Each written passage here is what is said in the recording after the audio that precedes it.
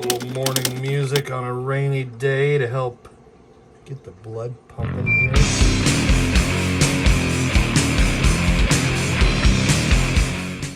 I've had a pretty good January and February. I picked up a copy. It comes with a 10-inch. It's pretty cool. I picked up a copy for a friend. That's what we're doing today. Another rainy morning in February. Time to let the girls out. City chickens. My daily rituals before I go to work.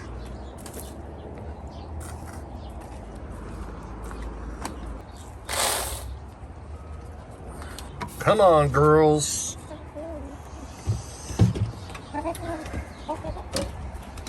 There we go. That's Cash. Because, I mean, her feathers are something Johnny Cash would wear. Look at that. Black with the green mix in there.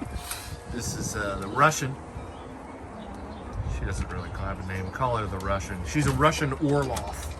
Heritage breed. Cold hardy chicken. She's been laying eggs. They've both been laying eggs lately, and they're both like 5 years old, so it's pretty great. Anyway.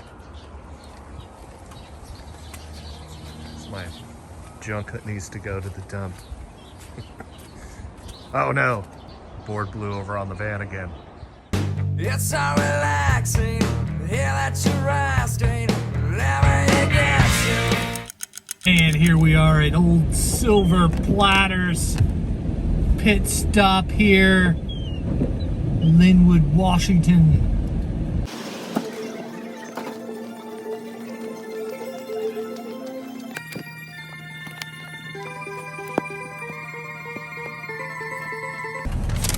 All right, just got the Nirvana. Driving through the park, like, here it is. So I got this for my buddy Sean. He's a school teacher in Philadelphia. Does a little channel called Sean Spins. It's freaking wicked awesome channel. Wicked awesome. Sound like I'm from Boston or something. I wanted to get that for him from right here in the PNW. And it's gonna visit some places. It's gonna visit some Kurt places. Seattle music places.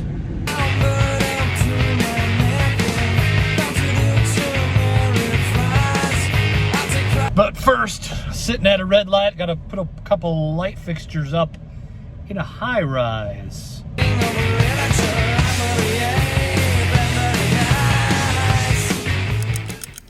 I put this here fancy light fixture ceiling fan up and this one in a corner.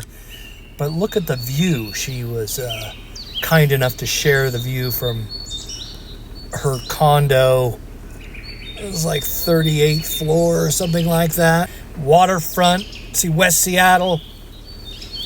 And right down there, that is the Pike Place Market. World famous Pike Place Market. I don't care what anybody says. Some of the best seafood in the world is right here at the Pike Place Market. It's the world famous Jack's Fish Spot here at the market. But first, Moderate rock. Here, stop by Pike Place, throwing fish to a player. Downtown. all right, Sean. Right on. From the Pike Place Market. Hell yeah. The place where the guys throw the fish. Oh yeah. And then back over to Jack's Fish Spot. There's a little dining area here for some lunch. 5-piece cod. It's good stuff.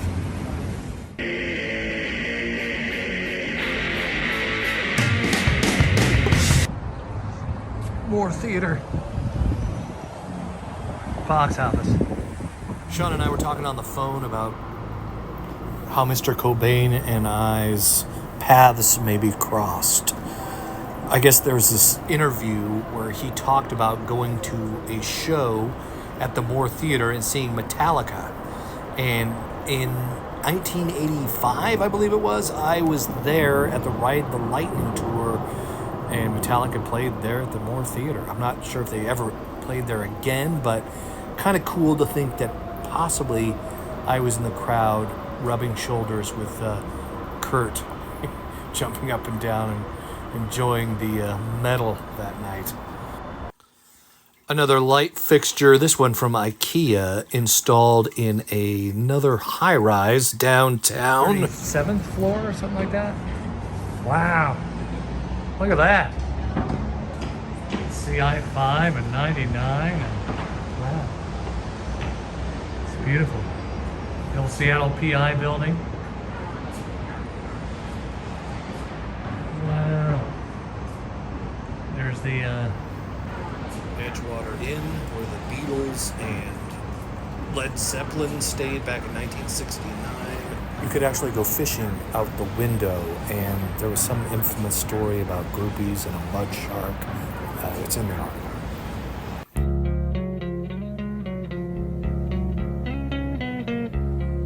Got these extra stickers just for this adventure here. Oh yeah. The Paramount Theater, where this band played back in the day. Here we are. Oh yeah.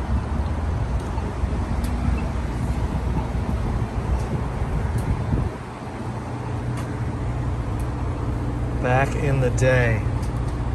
Remodeled. Okay. Wow. Our next stop in Pioneer Square is the Central, called by some historians the Cradle of Grunge. Here we are.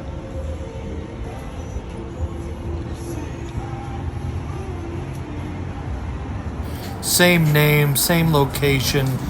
This is the space. This is the only and last sacred space where bands like Nirvana were birthed out into the world. The first time that Dave Grohl, Chris Novoselic, and Kurt Cobain played together was on that stage right there. That's our first gig in this room. So much history to bands like famous Seattle bands that played here, got started here. A man named Andy Wood would hone his craft in these walls in a band called Malfunction that became Mother Love Bone. Sadly, 9 days before his passing, would play his final show here. The band Mother Love Bone, for those who know, eventually became Pearl Jam. The first time Nirvana played in this room, in these halls, was the same day, the same night that they'd sat down with Sub Pop Records and signed a record deal. A band called Diamond Lie first started playing here with a vocalist known as Lane Staley, which eventually became Alice in Chains. Green River played here. The Melvins played here. Artists from both of these bands, which ended up becoming Mudhoney. Screaming Trees played here. A band called the Centers for Disease Control Boys, fronted by Chris Cornell, started playing here. And of course, Soundgarden played shows here. Not only that, but Soundgarden was filmed playing a show here, as legend says, for the movie Singles that was shot right here in this room. Skin Yard played here, the Sonic Youth played here, Flaming Lips have played here. So many bands, so many to mention. Moving on. Parking on First Ave.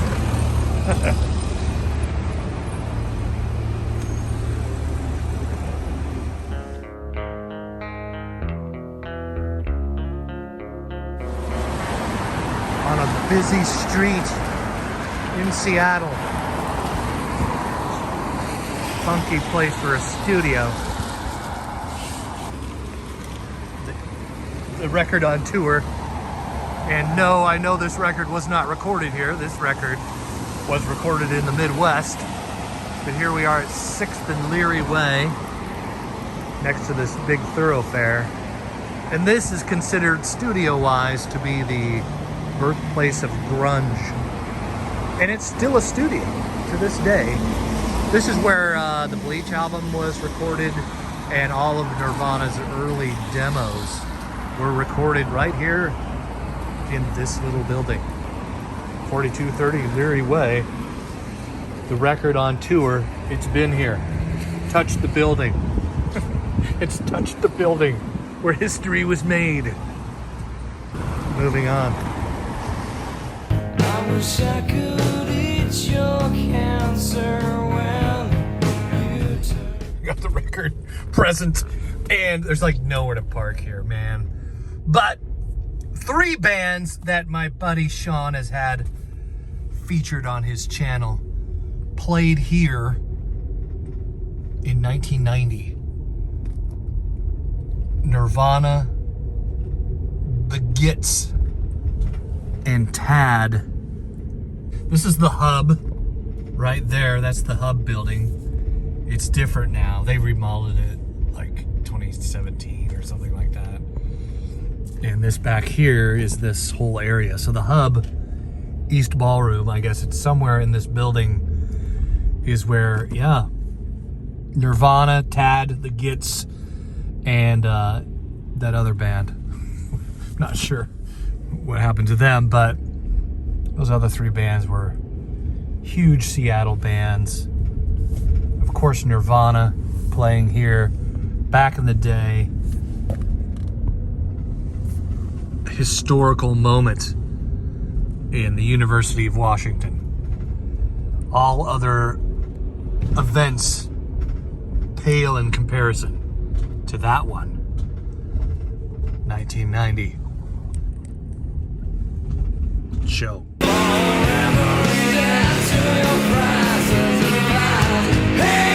And lastly, walking by Kurt's old residence here. It's where the guy used to live. Him and Courtney Love.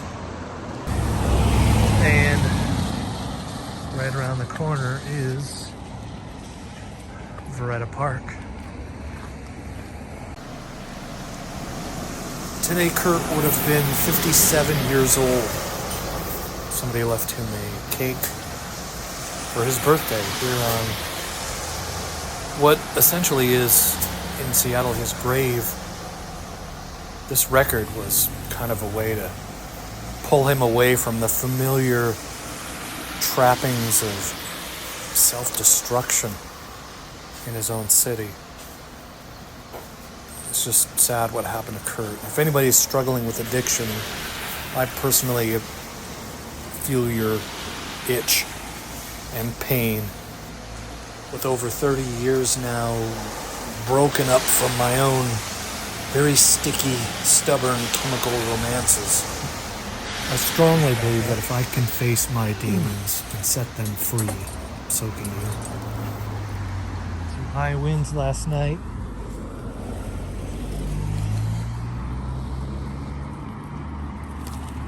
There we go.